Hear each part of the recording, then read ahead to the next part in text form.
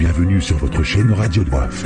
Pour mieux profiter au maximum de nos services, veuillez vous abonner et n'oubliez pas d'appuyer sur la petite cloche pour activer les notifications. Un petit clic suffit pour nous encourager. Si c'est déjà fait, merci de votre confiance et bon visionnage. Mesdames et messieurs, bonsoir. Merci de nous rejoindre en ce moment pour cette édition.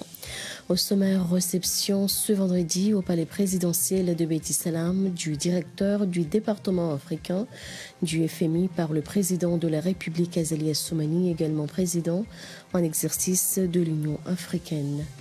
Venir à bout des délestages à répétition sur l'ensemble du pays, tel est l'objet d'une conférence de presse tenue ce vendredi à Moroni par le ministre de l'Énergie, Ahmada Moussa. Telles sont les grandes lignes de ce journal. Le président de la République Azali Assoumani, également président en exercice de l'Union africaine, a reçu ce vendredi au palais de Beit Salam le directeur du département africain du FMI. La rencontre s'est articulée autour des mérites attribués au président en exercice de l'Union africaine pour son leadership et son engagement en faveur du continent noir. Le directeur du département du Fonds monétaire international au niveau de l'Afrique a montré sa disponibilité à accompagner le président Azali Assoumani à relever les défis auxquels fait face le continent africain. Suivons des explications. Il y a eu une très bonne discussion avec son Excellence Monsieur le Président. On discute tous les défis que le Comore font face, mais aussi tous les autres pays africains. On discute de la solution, les idées, mais aussi les politiques qui sont nécessaires pour améliorer les conditions de nos pays. Par exemple, le secteur privé font face à beaucoup de difficultés pour avoir le financement. Nous discutons quelque ça.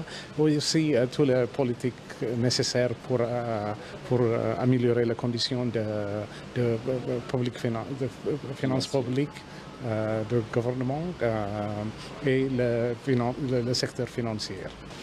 Il est venu porter trois messages importants.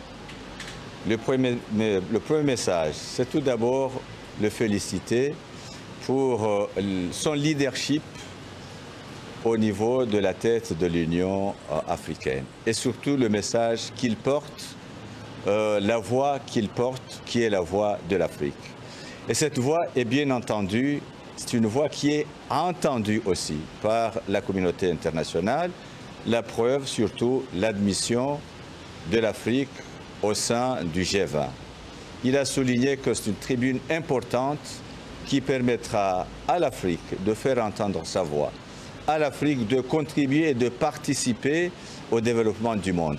Donc, c'est le message qu'il a voulu porter et surtout montrer la disponibilité du Fonds monétaire international à accompagner le président pour cette première année d'adhésion au G20 pour qu'il puisse surtout imprimer sa vision dans les différentes instances, dans les sommets qu'il aura bien entendu à prendre part au G20. Donc ça c'est le message, le premier message. Deuxième message, il a vu que le président dans les différentes missions ou dans les instances internationales, il n'arrête pas de relever les enjeux et les défis de l'Afrique, notamment les questions liées au financement, les questions liées au changement climatique, les questions liées à la dette, les questions liées à l'insécurité, au conflit et surtout les questions liées au secteur privé, notamment la question de la zone de libre-échange du continent africain. Donc ces défis-là, ils auront besoin des financements importants. Ces défis-là, ils auront besoin de l'appui de la communauté internationale, notamment la communauté financière comme le Fonds monétaire, la Banque mondiale et les banques multilatérales de développement, bien entendu, et les relations bilatérales entre les pays africains et les autres pays du monde. Et en marge de cette rencontre, le ministre des Finances, Mzee Abdou Mohamed Champion, s'est prononcé suite à sa désignation comme meilleur ministre des Finances du continent africain. Il s'est confié à Hamida Achatamadi pour donner des précisions. Écoutez, moi je suis quelqu'un de très modeste, mais je considère ça comme étant un encouragement. Un encouragement parce que si cela arrive, je pense que c'est grâce à son Excellence le Président Azali Assoumani que je remercie très sincèrement pour la considération qu'il m'a toujours accordée. Et nous essayons de véhiculer le message qu'il nous instruit tous les jours pour défendre l'Afrique, mais également pour défendre notre pays. Nous travaillons pour le pays, nous travaillons pour le continent. Je pense que si cela est fait aujourd'hui, parce que c'est grâce également à lui, à la bataille qu'il a menée et surtout le message qu'il porte au monde entier, la voix qu'il porte pour l'Afrique.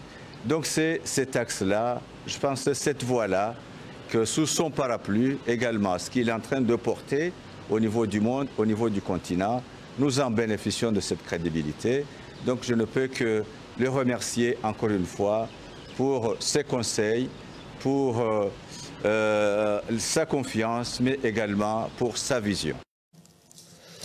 Autre volet de cette édition, le ministre de l'Énergie, Ahmada Moussa, a tenu ce vendredi à Moroni une conférence de presse. Au cours de cette rencontre avec les représentants des médias, le ministre a souligné que la stabilité énergétique dans le pays repose sur la stabilité de 26,5 MW. Malheureusement, le pays ne dispose que des 18,44 MW. C'est ce qu'à l'origine du délestage à répétition constaté ces derniers temps. Selon lui, pour y remédier, 5 groupes électrogènes d'une puissance de 12 MW sont attendus d'ici 15 jours. Le ministre de l'Énergie, Ahmada Moussa, s'est exprimé au micro de Shafa Omarouf. Des nouveaux groupes électrogènes pour répondre à l'urgence et stabiliser la fourniture électrique d'électricité en quelques semaines. Le processus d'acquisition déjà déclenché permettra au pays de renouer avec la stabilité énergétique d'ici la fin de ce mois de novembre.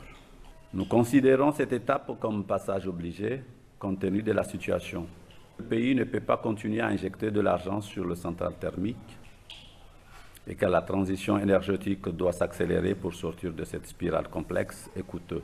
Donc, je vous promets ici que le groupe électrogène que la Sonelec s'apprête à acquérir dans les prochains jours seront le dernier. D'ici 2 ans, fin 2025, de 4 centrales photovoltaïques, c'est-à-dire de l'énergie solaire dans les différents sites Anjouan, Moueli et Ngazija, qui nous fournira une capacité totale de 22,6 MW dans l'ensemble du pays. Les travaux de ces projets sont déjà en cours de démarrage à Mitsamihuli, de Mambouani, Mambamtsang et Fomboni.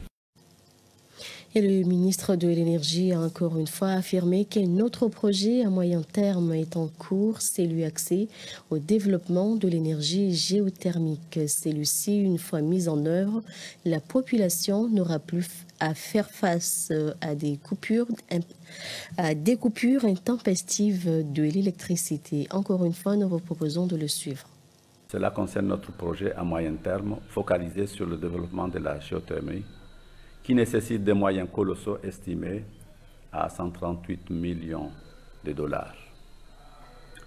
Une fois ces financements mobilisés, 4 ans suffiront pour réaliser ce projet ambitieux et prometteur. Nous accordons une importance particulière à ce programme de la géothermie, car ce projet, une fois réalisé, permettra à notre pays de renouveler sa souveraineté énergétique et fera les Comores le premier pays au monde à fonctionner à 100% à base d'énergie renouvelable.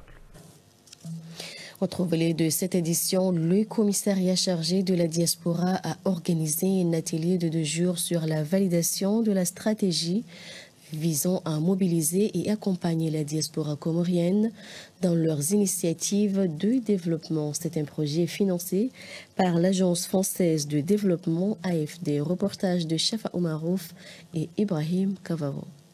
Soutenir et accompagner la diaspora comorienne dans leurs investissements. Cela fait l'objet d'un atelier de validation de la stratégie de mobilisation et d'accompagnement de la diaspora comorienne. Il était question de regrouper les parties prenantes afin de revoir les moyens d'accompagner la diaspora. On ne peut pas gérer la diaspora uniquement au niveau du commissariat ou au niveau du ministère des Affaires étrangères. Il y a des préoccupations qui doivent être gérées, accompagnées, organisées par d'autres institutions partenaires, d'autres ministères, d'autres associations également.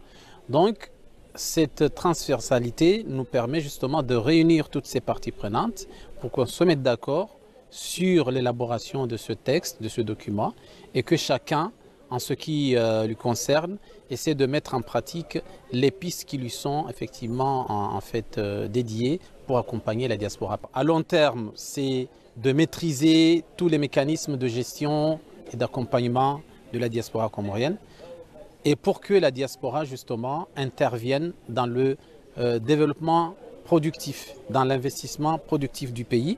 Cet atelier fait suite à un précédent atelier organisé l'année dernière qui a permis de définir les axes et les visions de la diaspora en ce qui concerne le développement du pays. Il est important de souligner que la diaspora comorienne ne ménage aucun effort pour contribuer au développement du pays dans différents. Le monde connaît une évolution des nouvelles technologies. On parle actuellement d'une intelligence artificielle. Nos reporters ont rencontré des spécialistes de ce domaine pour justement nous parler de ses avantages et inconvénients, surtout dans un pays comme les Comores. Ali Dimzouri et Ahmed Nassor. La technologie révolutionne le monde. L'intelligence artificielle gagne du terrain et ses mutations se font sentir. Certes, elle facilite l'humanité, mais ses négativités sont multiples et risquent d'anéantir la planète. Certains travaux exécutés par des humains seront pris en charge par l'intelligence artificielle. On voit des voitures qui circulent sans chauffeur, on voit des avions qui peuvent voler sans pilote, autant d'applications. Mais malheureusement, il y a aussi des secteurs qui pourraient être dangereux pour la population. Aujourd'hui, il est très facile de demander à l'intelligence artificielle de vous expliquer comment faire une bombe, comment fabriquer une arme quelconque, comment fabriquer des produits chimiques qui pourraient être dévastateurs.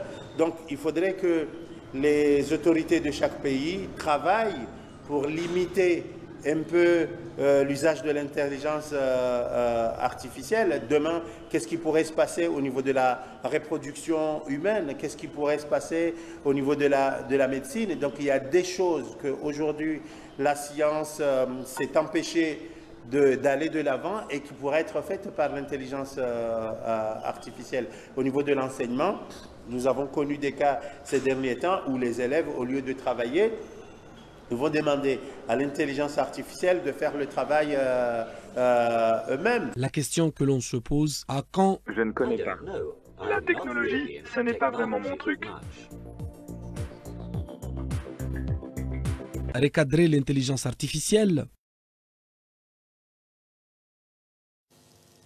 Un mot de sport de cette édition, 25 entraîneurs des équipes de Détroit et des équipes de jeunes ont bénéficié d'une formation de 8 jours basée sur la théorie et pratique. Il s'agit d'évaluer leurs connaissances et compétences en matière de fair play. L'initiative vise à mieux les préparer afin d'obtenir la licence D de la CAF. Reportage de Staouia Zakaria et Tchan Mohamed Elamine.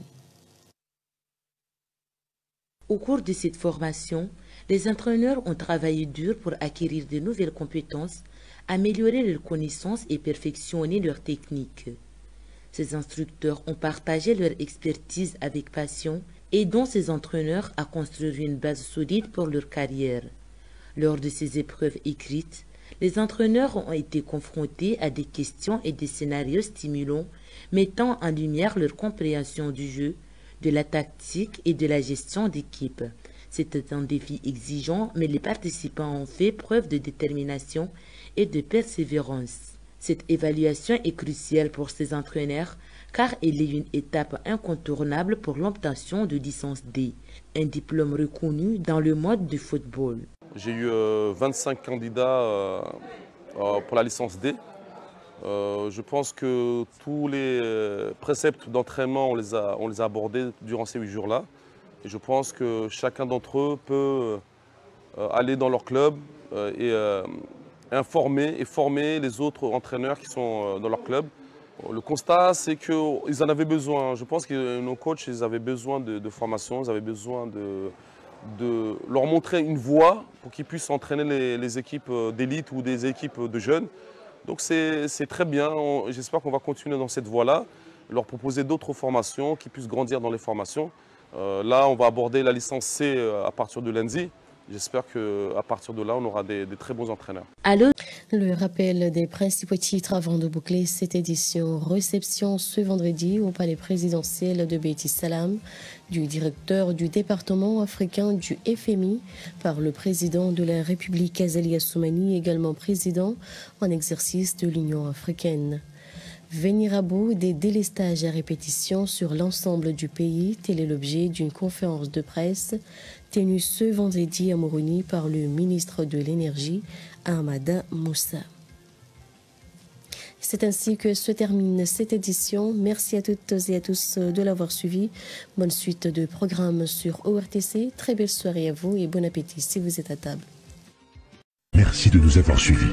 Et pour mieux profiter au maximum de nos services, veuillez vous abonner et n'oubliez pas d'appuyer sur la petite cloche pour activer les notifications.